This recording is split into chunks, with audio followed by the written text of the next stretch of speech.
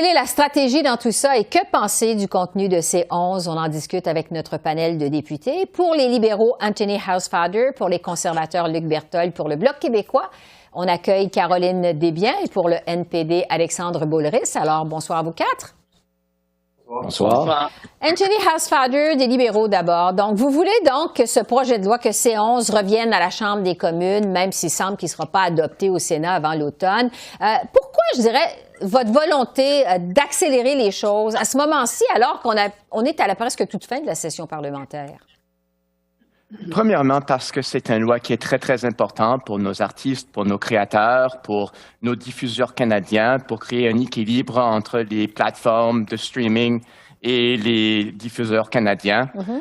Nous avons très bien écouté beaucoup de témoins parce que nous avons, si vous vous rappelez, Mme Bégin a adopté ce loi-là comme C10 dans la dernière session. On revient maintenant comme C11. Et en effet, la raison pour laquelle on a bougé sur la question de demander à la Chambre de faire des instructions au comité d'aller à clause par clause, c'est à cause du fait qu'il y avait un filibuster au comité, que malheureusement, on ne bougeait pas du tout. Et en effet, il faut bouger. C'est une loi qui est très, très importante. Bon, chez les conservateurs, Luc Berthold, justement, vous vous êtes fait reprocher, en fait, de tout faire pour retarder l'adoption de ces 11. On vous reproche de faire des manœuvres d'obstruction, d'user de tactiques de diversion. Qu'est-ce que vous répondez à ça?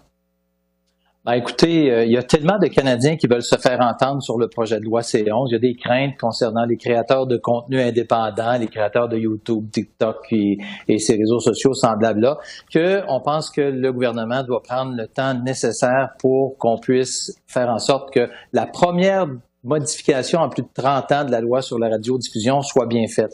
Malheureusement, on a posé beaucoup de questions, on a demandé des assurances que ces créateurs de contenu indépendants-là ne soient pas soumis au CRTC. Vous savez, je viens du domaine de la radiodiffusion. Je sais à quel point ça peut être compliqué parfois quand on est soumis aux différentes réglementations du CRTC.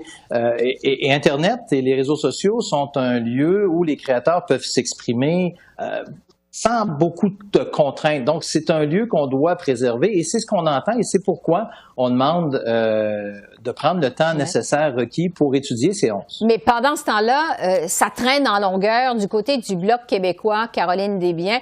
Le projet de loi a été adopté, déposé, je dirais, au mois de février. Ça traîne donc depuis ce temps-là. C'est sans compter les délais pour C10 avant C11. Est-ce que vous êtes d'accord que c'est le temps d'accélérer l'adoption de ce projet de loi C11? On a toujours été un peu d'accord avec l'adoption urgente de cette loi parce qu'on souffre, les artistes souffrent, les créateurs, l'industrie créative souffre énormément de cette désuétude de la loi de la radiodiffusion en ce moment. Donc, nous, on a travaillé au contenu, on a bonifié cette loi-là, que ce soit C10 ou C11. Notre travail de parlementaire, c'est d'y ajouter, d'amender, d'étoffer à la lumière de ce qu'on a recueilli comme témoignage sur le terrain. C'est chose faite. Maintenant, C11 a échappé quelques petits détails de terminologie dans les libellés.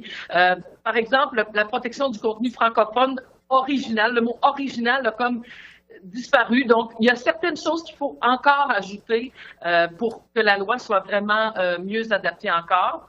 Donc, évidemment, au lieu de C10, il y avait une urgence électorale qui planait au-dessus de nous, ce qui permettait d'espérer peut-être qu'on puisse aboutir à quelque chose. Là, il y a moins d'urgence parce qu'on sait de toute façon que c'est pas dans cette session-ci qu'on va adopter la loi. Donc, on est prêt encore à bonifier ça. Mais cela dit... Quitte à ce que ça retarde. Ça retarde parce que les partis qui sont moins, disons, moins propices à régler rapidement la situation ont tardé. On est victime de ça, mais on essaie de travailler avec ça. D'accord. Au NPD, Alexandre Boulris, on sait que le sort de nos artistes et de nos créateurs dépend ni plus ni moins de ce projet de loi. Qu'est-ce que vous pensez de tous ces délais dans l'adoption de ces 11? Bien, pour nous, il y a vraiment urgence. Il y a une unanimité du milieu culturel québécois et canadien que c'est absolument nécessaire. On vit dans un système qui est complètement pas adapté à la réalité numérique. Depuis des années, les câbleaux distributeurs sont forcés à contribuer à la production de contenu québécois et canadien, des émissions de télévision, des films, ça peut être subventionné la musique également. Mais pas les diffuseurs numériques. Les plateformes numériques, les plateformes de streaming, eux, ils ont un passe-droit, il y a un cadeau. Et c'est cette iniquité, ce passe-droit que les conservateurs veulent maintenir. C'est comme s'ils se contrefoutent complètement de l'intérêt de nos artistes qui perdent de l'argent. C'est 1 milliard de plus qu'on va être capable de mettre par année dans le système pour raconter nos histoires ici, avec des productions d'ici, avec des employés d'ici, des techniciens d'ici. Alors, il faut absolument le faire le plus vite possible. Et toutes les histoires de peur qu'on entend du côté des conservateurs sont absolument pas fondées. C'est des faux prétextes pour essayer de mettre des bâtons dans les roues. Je trouve ça absolument déplorable, puis on va tout faire, nous, au NPD, pour que ça aille de l'avant. C'est dans l'intérêt de notre culture et c'est dans l'intérêt de notre milieu culturel et de tous les emplois qui sont impliqués là-dedans. Luc Berthold, vous voulez répondre à Alexandre Boulris?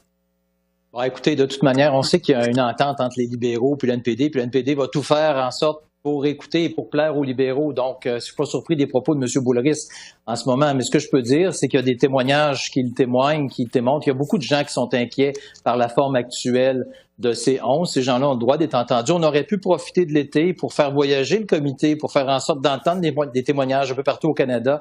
Comme je dis, ça fait 31 ans que cette loi-là n'a pas été modifiée. On est dans un tout nouveau monde aujourd'hui avec Internet, avec les réseaux sociaux, avec les créateurs de contenu indépendants. Il y a de la création au Canada comme il n'y en a jamais eu et pas uniquement de la création institutionnalisée. Donc, je pense que ça vaut la peine qu'on écoute ces gens-là qui ont des choses à dire et surtout qu'on évite de surréglementer le secteur en soumettant tous ces créateurs de contenu-là au CRTC. Et le gouvernement, s'il veut rassurer les gens, il pourrait simplement dévoiler quelles seront les directives qui vont donner au CRTC dans la réglementation de ce contenu-là. Bon. Parce que le président du CRTC a été clair, ce contenu qui génère de l'argent va être soumis à leurs yeux. Donc, c'est ça le problème.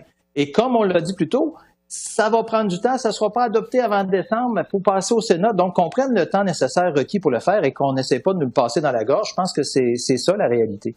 Anthony Housefather, qu'est-ce que vous en pensez? On ne devrait pas davantage prendre le temps pour étudier le projet de loi? Encore plus de temps?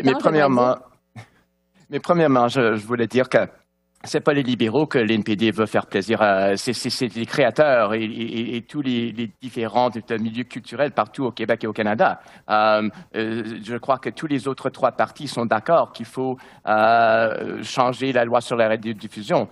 Numéro 2, Luc n'est pas à notre comité, mais nous avons entendu sur 20 heures de témoignages. Nous avons écouté les 20 heures de témoignages. Nous avons eu aussi presque 100 heures de témoignages sur le C10. Donc, nous avons beaucoup écouté les différents témoins. Et finalement, si on parle des utilisateurs, M. Scott, qui est le président de CRTC, a dit clairement qu'il n'a aucun intérêt au CRTC de régler les utilisateurs. C'est pas vrai que les utilisateurs sont réglés. Ce sont des plateformes qui ont des obligations, pas les utilisateurs. Alexandre Boulris au NPD, est-ce que vous avez vraiment espoir que C11 va être finalement adopté aux communes et si oui, quand? Mon Dieu, j'ai pas de boule de cristal, Mme Bégin, malheureusement, mais je pense que c'est dans l'intérêt de notre secteur culturel que ça aille rapidement. M. Housefather l'a dit, ce projet de loi-là a été étudié et réétudié. On a entendu des dizaines d'heures de témoignages et de témoins. Je pense qu'on a fait le tour de la question. Les utilisateurs sont pas touchés, c'est bien écrit clairement dans la loi.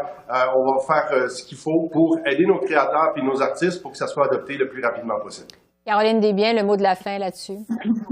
Le mot de la fin, c'est que le Bloc a travaillé très fort pour protéger le contenu francophone. Nous, on est satisfait en grande partie de la loi. Évidemment, je suis d'accord avec mes collègues libéraux et du NPD que la loi doit être passée de toute urgence au bénéfice des créateurs et que l'avenir de la culture est en jeu. Donc, il y a vraiment, le décompte est commencé. Il faut vraiment aller de l'avant avec cette loi. C'est très, très urgent. On a entendu le terrain. Ça fait longtemps qu'on connaît les avis de tout le monde. Je pense que ça fait 2 ans qu'on écoute des gens d'un peu partout, des représentations. Il est temps que cette loi-là passe et moi, je suis contente parce qu'on a protégé le contenu francophone et c'était notre mandat au Bloc québécois. Oui.